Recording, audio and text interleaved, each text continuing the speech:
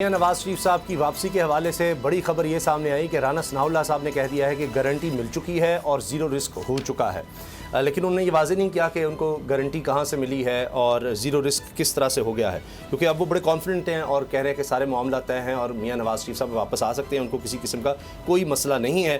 یہ بھی کہا گیا تھا نون لیگ کی طرف سے بارہا کہ میاں صاحب جب واپس آئیں گے تب الیکشن کمپین شروع ہوگی۔ ان کے اور ایک قریبی ساتھی سینیٹر عرفان صدیقی صاحب نے کہا ہے کہ میاں نواز شریف صاحب سمجھتے ہیں کہ اسی سال الیکشن ہو جائیں گے، وہ نہیں چاہتے کہ اس میں تاخیر ہو، لیکن ظاہر ہے کہ میاں صاحب نے بہت کچھ چاہا اور جب نہیں ہوا تو میاں صاحب پھر اس کے بعد بھی خوش نظر آئے کہ ٹھیک ہے، بس مجھے گارنٹی مل جائے اور زیرو رسک ہو جائے، جو کہ ہو گیا ہے۔ اب مزمل، یہ کس طرح سے ہمارا نظام چلتا ہے؟ یہ کہاں سے گارنٹی ملتی ہے؟ زیرو رسک کس طرح سے ہو جاتا ہے؟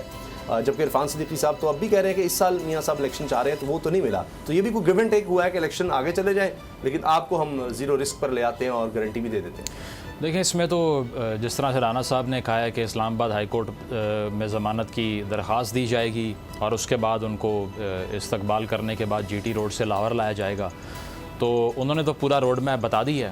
گارنٹی کی بھی وہ بات کر رہے ہیں تو آبویسلی کچھ نہ کچھ تو ان کو کنفرم کروایا گیا ہوگا، لیکن پاکستان میں انفارچونیٹ چیز یہ ہے کہ جس طرح سے سیاسی لیڈران کو آؤٹ کرتے ہیں اسی طرح سے وہ واپس آتے ہیں۔ اگر انفیئر گیم سے ان کو باہر بھیجا گیا ہے جو کہ نہیں جانا چاہیے تھا ان کو، اسی طرح سے اب اگر ان کی واپسی ہو رہی ہے تو تعجب کی بات تو نہیں ہے، کیونکہ ہم سب کو معلوم ہے کہ جو ان کی صحت کے حوالے سے خدشات تھے وہ یہاں پر ایڈریس ہو سکتے تھے، لیکن اس کے باوجود شہباز شریف صاحب کی محنت اور دیگر جو ان کے رہنما تھے انہوں نے جو اسٹیبلشمنٹ سے رابطے کیے اس دور کی اسٹیبلشمنٹ سے، اس کی بدولت اسکیپ ملا ان کو، تو لیسن لرن کر چکے ہیں۔ جب ان کو جلا وطنی کا ٹینیور دیکھنا پڑا مشرف صاحب کے انڈر اور ہتھکڑی لگائی گئی جہاز کی سیٹ سے ان کو، تو اس کے بعد شاید سمجھ آ گئی تھی، لیسن لرن کر لیا تھا کہ یہاں رہ کے پولیٹیکل وکٹمائزیشن کا فائدہ نہیں ہے، اور وہ ثابت ہو گیا۔ آپ دیکھ لیجئے کہ انہوں نے یہاں عدالتوں کو فیس نہیں کیا اور اس کا نقصان نہیں ہوا ان کو۔ اگر وہ یہاں پر ہوتے تو شاید جو 200 پیشیاں تھیں نیب کی وہ 400 میں تبدیل ہو جاتی۔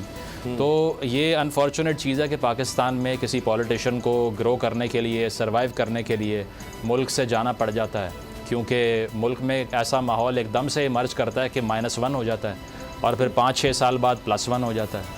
تو اب +1 کا ٹائم آ گیا ہے، اور جب +1 کا فیصلہ ہو جائے پھر کورٹس کی آپ بات کر لیں، کیسز کی بات کر لیں، وہ سب سیکنڈری ہو جاتا ہے۔ تو اسی لیے اگر تو +1 کا فیصلہ ہو گیا ہے تو پھر کوئی ٹیکنیکل ڈیبیٹ باقی نہیں رہی، پھر ہم بہت جلد ان کی جی ٹی روڈ کی واپسی کی کوریج کر رہے ہوں گے۔ اگر آپ کو یہ ویڈیو پسند آئی تو سبسکرائب کریں اور بیل پر کلک کریں۔ آپ لوگ اس ملک پاکستان میں آزاد ہیں۔ صحافتی اصولوں پر کاربند بول نیوز نے رکھی روایت برقرار۔ بول نیوز کی جانب سے دیکھنے والوں کو یوم آزادی کی بے حد مبارکباد۔ ملک بھر سے جشن آزادی کی تقریبات بول نے دکھائی اپنی سکرین پر۔ پاکستان کے 76ویں یوم آزادی کا جشن بول نے سنائی پاکستان زندہ باد کے نعروں کی گونج۔ بول کی سب سے بڑی ٹرانسمیشن میں پاکستان کا نام روشن کرنے والوں نے دیے قوم کو پیغامات۔ بے پناہ مشکلات کا سامنا کر کے اس ملک کو حاصل کیا۔ آزاد قوموں کو بہت سی قربانیاں دینی پڑتی ہیں۔ 76 واریوں میں آزادی کا دن جوش و خروش کے ساتھ منایا، کیونکہ زندہ باد پاکستان یہ ہے بول کی پہچان۔ سبسکرائب کریں اور بیل دبائیں تاکہ کوئی خبر رہ نہ جائے۔